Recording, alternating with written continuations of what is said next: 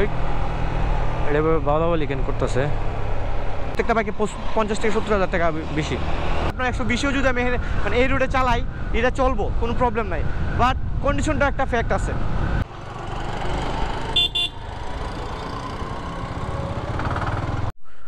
Hello দেয়ার, আসসালামু আলাইকুম, welcome to my YouTube channel and Facebook page. অনেকদিন পর MT-15টা প্রায় মাসখানেক হয়ে যাব এটা দেখা আমার চ্যানেলে মিলে নাই। তো চলেন যাওয়া যাক, আজকে ভিডিওটা এখান থেকে শুরু করতেছি। নদীর পার থেকে এই সুন্দর একটা জায়গা, এখানে একটা ভিডিও আসতেছে, এখানে নেক্সটে দেখতে পারবেন। তো চলেন রাইডটা শুরু করা যাক। এখন এখান থেকে ব্যাক করতেছি, আর এখানের তো ভিডিওটা আপনারা আশা করি খুব শীঘ্রই কয়েকদিনের ভিতর দেখতে পারবেন। এটা মোটামুটি বানানোর চেষ্টা করছি, এখন বাকিটা দেখি এডিটিংয়ের সময় বোঝা যাবো যে সবগুলো ক্লিপ ইউজ করা যাবে কিনা। এখানে টুকটাক কি হয়েছে জানি না এখানে জানি কি হয়েছে। এটা শাস্তাগঞ্জ নতুন ব্রিজ, এখানে দাঁড়াইছি। কেদা প্রচণ্ড জাম, আর এটা হচ্ছে হবিগঞ্জ সিলেট এক্সপ্রেস।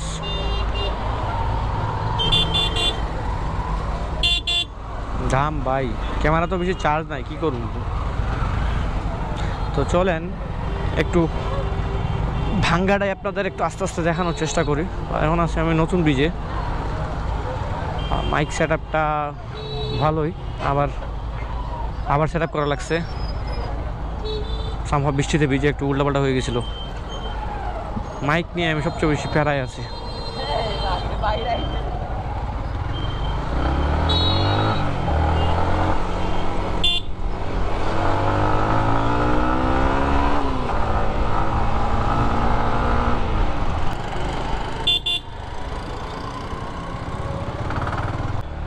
আপনাদের বাইকে বসার সময় একটা টিপস দিয়ে, যারা বাইক চালান বা পিলিয়ন হিসেবে বাইক তো ব্রেক ধরছে, যারা বাইকে বসার সময় একটু মানে স্পোর্টস বাইক হলে মানে অন্য বিষয়, বাট নর্মালি আপনারা বসার সময় একটু স্ট্রেট হয়ে বসবেন এইভাবে, তাহলে বেটার।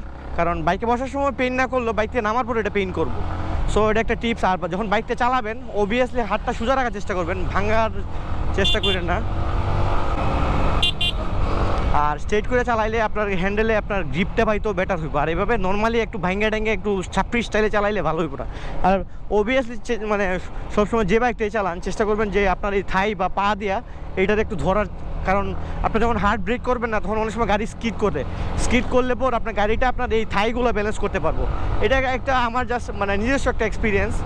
আর এছাড়াও আপনি চালানোর সময় ব্রেক সবসময় দুইটা একসাথে পুশ করার চেষ্টা করবেন, কোনো সময় একটা পুশ করবেন না।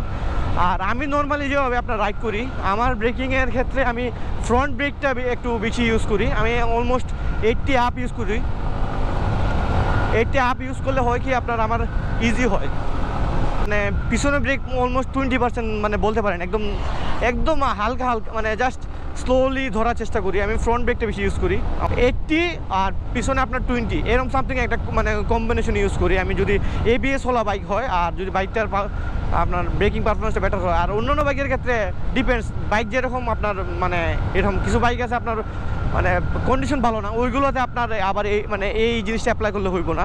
এটা আপনার ভালো বাইকে আপনি মানে অবশ্যই অ্যাপ্লাই করা লাগবে। 80, 20 বা 70, 30, সামনেটা 70 ইউজ করতে পারেন আর পিছনেরটা আপনার 30 ইউজ করতে পারেন, মানে এইরকম একটা মাপে। আবার মানে অনেকেই আছে, আঙ্কেল আছে আমি দেখছি, ওরা ইউজ করে 50 ইউজ করে।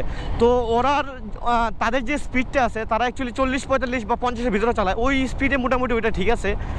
আর যদি আপনি একটু হাই স্পিডিং করেন বা টুকটাক একটু স্পিডিং করেন তাহলে অবভিয়াসলি আপনার ফ্রন্ট ব্রেকটা একটু বেশি ধরা লাগবে আর ব্যাক ব্রেক আপনার পিছনের ব্রেকটা একটু কম ধরা লাগবে, তাহলে আপনার স্কিডের চান্স কম। আর গাড়িটা বেশি ধরার কারণে আপনার ফ্রন্টের দিক দিয়ে আপনার ব্রেকটা ধরলে সাসপেনশনটা বেশি খেলে, যার কারণে আপনার মানে পাওয়ারটা অফ হইতে অনেকটা ইজি হয়, মানে বাইকটা খুব তাড়াতাড়ি আপনার ধাক্কা এইভাবে একটা ধাক্কা খাইয়া আপনার মানে ইজিলি এটা কমে যেতে পারে।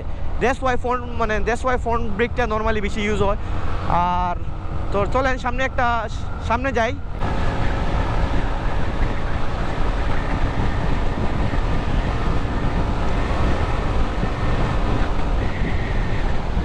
আর এটা BBA-টা অ্যাক্টিভ হওয়ার পর গিয়া মেন মানে খেলাটা ইয়ামাহা এই দিক দিয়ে বেটার। ওদের ইঞ্জিনের টুকটাক কিছু জিনিস মানে পারফরমেন্স আপডেট করিয়া ওরা অনেক মানে মার্কেটটা ধরে রাখছে, মানে এতদিন পর্যন্ত 150 সিসির বাইকটা। আপনার এটা যখন বিবিএ 7000-এর পর যায় তখন গিয়ে এটার আপনার পাওয়ারটা ডবল হয়ে যায়, তখন আপনার পাওয়ারের মানে স্পিডিং ইনক্রিজিংটা দেখা যায় যে এটা কি হাই স্পিডে বাড়তেছে, 150 সিসি তখন ফিল হয় না। ইয়ামাহার অ্যাকচুয়ালি পাওয়ার ডেলিভারিটার কারণেই মানে এখনও টিকে আছে। মানে একটু পাওয়ার ডেলিভারিটা আপনারা একটু দেখাই।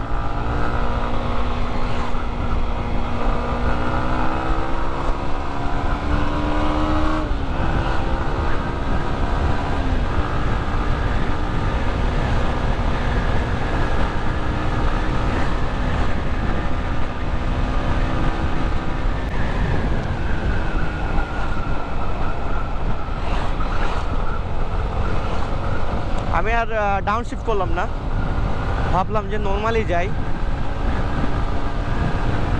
কারণ এটা অনেকদিন যেমন বাইকটা চালানো হয় না। সো হুট করে এটা MT-15 দেখে MT-15 দেখে এটারে হুট করে হাতে নেওয়াটা মানে হুট করে এইভাবে এখন রান করাটা ঠিক না, ডিপেন্ডস। আর আমি এখন জানিও না, এটা এখন রেগুলারলি চালানো হয় না, সো আমি জানি না এটার ব্রেকিং কন্ডিশন কেমন বা টায়ার কন্ডিশন কেমন বা গাড়ি কন্ডিশন কেমন। সো যতটুকু পারবেন নতুন বাইক কোন সময় চালাইলে আপনি কন্ট্রোলের ভিতরে চালানোর চেষ্টা করবেন, আর যতটুকু আপনার সয় বা যতটুকু আপনার কাছে মানে মনে হয় যে এতটুকু ঠিক আছে এতটুকু, তাহলে আমি চাইলে এটা তো ইজিলি বা 120 বাগালেও এটা চলবো। এটা যে বাইক এটা আপনার 120-ও যদি আমি মানে এই রোডে চালাই এটা চলবো, কোনো প্রবলেম নাই। বাট কন্ডিশনটা একটা ফ্যাক্ট আছে, কারণ যে বাইকটা আপনি রেগুলারলি চালাবেন ওটা কন্ডিশন মানে সম্পর্কে আপনার আইডিয়া আছে। আমি এইটার কন্ডিশন সম্বন্ধে আইডিয়া নাই, তাই এখন এত রিক্সা নিতেছি না। তারপরও 90 সামথিং যাচ্ছি মানে রোড খালি দেখে। আর কেউ কোনো সময় আপনি আমার ভিডিও দেখে আমি অবভিয়াসলি বলে রাখি, টানাটানি করবেন না ভাই, টানাটানি একদমই ভালো না। রিসেন্টলি আমার অনেক ফেসবুক পোস্ট দেখতেছি বা আমার ভাই ব্রাদারের বা আমার আত্মীয় স্বজনের পরিচিত অনেকের মানে অনেক প্রিয়জন মানুষ মারা যেতেছে, এটা দেখে খুব খারাপ লাগে। মোটামুটি এক ক্লিপে এটা আমি এডিট করে দিব। আর এখন আছে পাইকপাড়া PBI অফিসের সামনে।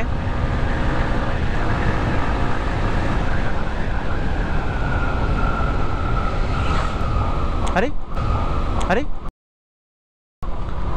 বাউলি। আর এখন ও ইয়ামাহা টাকা নিলেও ব্রেকিংটা ভালো দেয়, যার কারণে চালায় মজা। মানে ওভার প্রাইস একটা বাইক, এটা আমি ইয়ামাহা সুজুকি দুইটাই ওভার প্রাইস বাইক, মানে এগুলোর বাইকগুলো ওভার প্রাইস, কয়েকটা বাইক ছাড়া। ইয়ামাহা সবগুলো বাইকে আপনার মানে আমার কাছে মনে হয় মানে ওভার প্রাইস অনেক বেশি, প্রত্যেকটা বাইকে 50 থেকে 70 হাজার টাকা বেশি।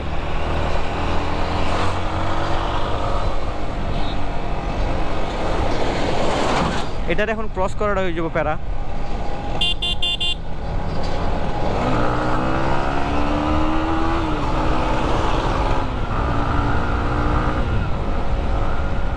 যাওয়ার সময় এখানে দেখলাম আপনার কিছু মেয়ে মানে কার চালাইতেছে, আমার তো দেখে ভয় লাগছে। আমি রাস্তায় একটু দাঁড়াইছিলাম ওইখানে আবার দেখছি ভাই মানে মেয়েরা গাড়ি চালাইলে আমার যে একটা ভয় লাগে, মানে মনে হয় যে মানে ওরা মাইরা ফেলবো মেবি। এটা মেবি নতুন একটা বাস, যা সব জায়গায় লোকে পরে যায় মনে, অত প্যারা নাই। রোডে ওঠার সময় সবসময় সাবধানতাটা আমি মানি, ওঠার সময় কোনো সময় হুড়া তারা খরণ নাই, উঠটা দেখা যায় বা টানলেও সমস্যা নাই। ওঠার সময় সবসময় রিল্যাক্স উঠা লাগে। তারপর আমি একটু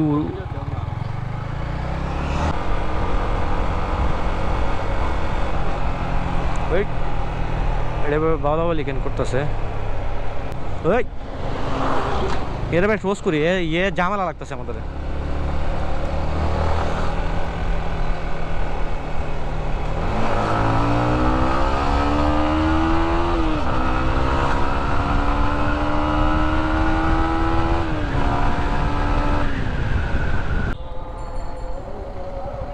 আজকে ক্যামেরাটা কেন জানি ভালো একটা ব্যাকআপ দিতেছে, মানে অফ হইতেছে না, অন্যদিন অফ হয়ে যায়, বাট আজকে রেকর্ডিং করতে আছে আই ডোন্ট নো ওয়াই। অনেক দিন পর মোটামুটি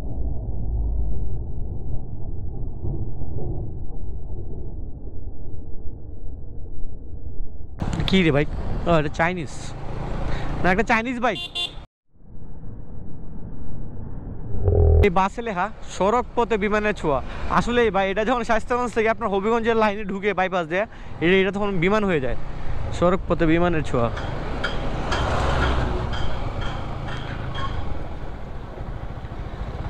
তো ভিডিওটা এখানে শেষ করে দিয়েছি। সবাই ভালো থাকবেন, সুস্থ থাকবেন, আল্লাহ হাফেজ।